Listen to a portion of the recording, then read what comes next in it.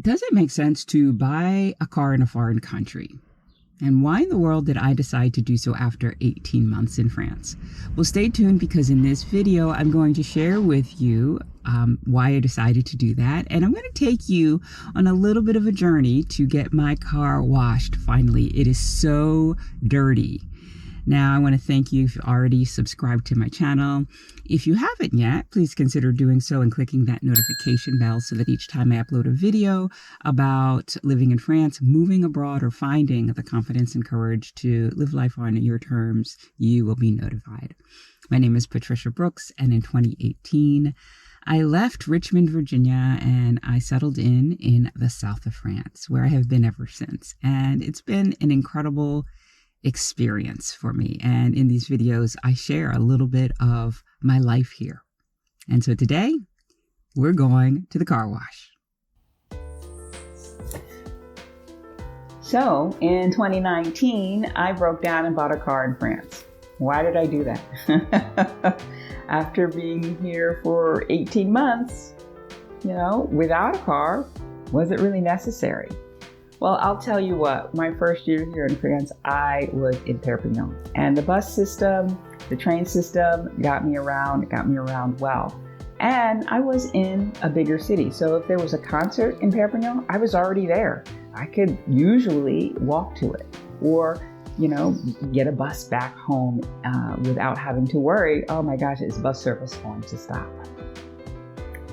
And so I didn't feel the need to have a car. And in a sense, it was freeing not to have to, worry about gas, insurance, where am I going to park the car, all of that, right? It was freeing. And that sense of freedom was one of the things that I wanted to feel every day when I first set foot in Perpignan. That is what I felt.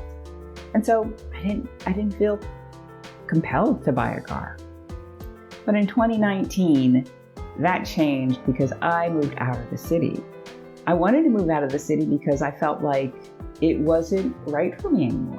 And so I moved to a town in the country, 35 minutes from the city. And I realized that, Patricia, it's probably going to be time for you to buy a car in France.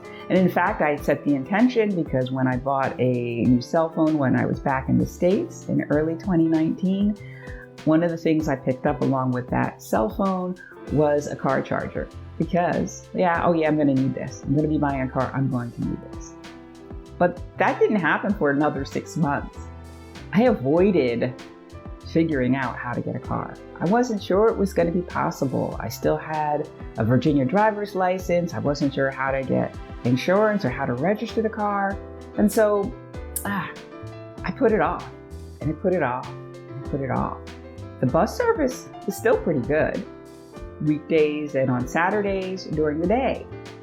But on Sundays and in the evenings, that wasn't the case. And I realized that if I wanted to have that sense of freedom, that I could go when I wanted to go and get to where I wanted to go in the time frame that I wanted to, that a car was probably in order. And there were two things that caused me to kind of move through my fear and this avoidance. One of them was that a friend visited me from Niger, Africa. She's American and she is now living in Africa. And she came to visit and she wanted to explore. And so she decided she was going to splurge and rent a car for the 4 or 5 days she was here. And so I tagged along with her. And I got to see this region from a different vantage point, not high up in a bus, but lower down in a car. And the view was so expansive. It felt really good. And I'm like, ooh, I could get used to this. And so that was one of the things that kind of gave me a push to say, yeah, Patricia, you can figure this out.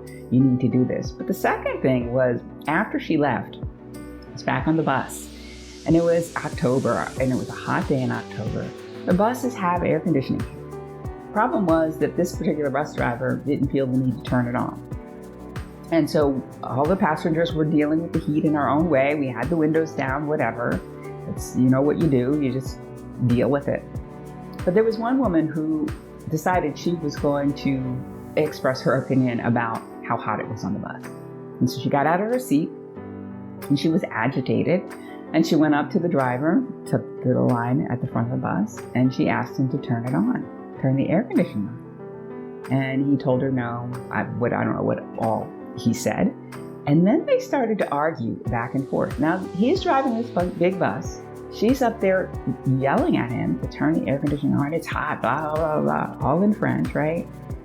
And then she didn't win because I would have liked to have seen the air conditioning come on, but it didn't happen. And she came back to her seat. And it was really kind of a scary moment, right? You know, it was dramatic. It was like, what is she going to do, in the state that she was in? And it didn't feel safe to me, didn't feel comfortable. So those two things really were the triggers for me to say, Patricia, you got to figure this out. And what I did to figure this out was I walked to a car dealership that's not too far from where I am. I went in, it was a small car dealership, right?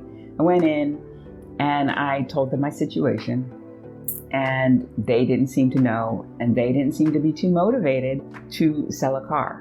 Maybe they did not believe that I had the funds. Maybe they just didn't care. I don't know what the situation was, but I was like, all right, you guys just aren't hungry enough. I'm going into Perpignan and I'm going to go to a car dealership that is hungry.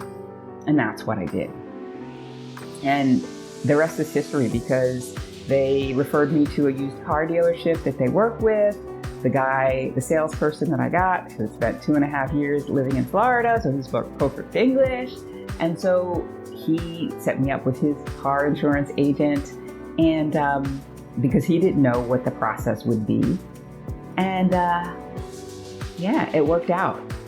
In addition to the fact that the car insurance agent didn't speak English, that allowed me to feel more empowered once we had a really good conversation. I understood what he was saying. He understood what I was saying. And at the end of that conversation, I had something I really needed from the first time I set foot living in France. And that was a renter's insurance, because that renter's insurance gave me proof of residency.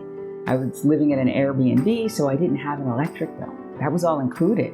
That was the proof of residency everybody was telling me I needed, that I couldn't prove. So then I couldn't get a bank account without having somebody vouch for me, right? I couldn't get a cell phone plan without having somebody vouch for me. And I didn't feel very independent. But after that conversation about the car insurance, I walked away with something that was really, really needed. And in addition, later on, I did get the car insurance. What a freeing experience. And now I have the car and have had it for 2.5 years. And while I'll say in the beginning it was really, really stressful driving here, I am less stressed about driving here, even though sometimes it feels like I am back in driver's ed in high school, in that simulator where they show that film and you're behind the wheel and people are jumping out into the road from behind a van, and you've got to slam on the brakes so you don't hit them, or else, in real life you would have killed them. Sometimes it feels a little bit like that. My nerves have calmed down a whole lot, and having the car now makes me feel freer, right? So my first year having a car probably wouldn't have, but being further out and having the level of confidence I have now feels free. So to have a car, living abroad or not, what are your thoughts on that? Comment below. Now, car washes in the United States, there are several kinds. My ex-husband is a car detailer, so he knows how to clean a car and make it look like new. And so every time he cleaned my car, it was like I had a brand new car, and I got spoiled. So when we got divorced, I wasn't happy. That was one thing I was not happy about. The other kinds of car washes are the automated car washes, similar to the one I'm using today, and a cross between automated and manual. So in the car washes in Richmond, Virginia, it's called Carpool. It's a chain of car washes.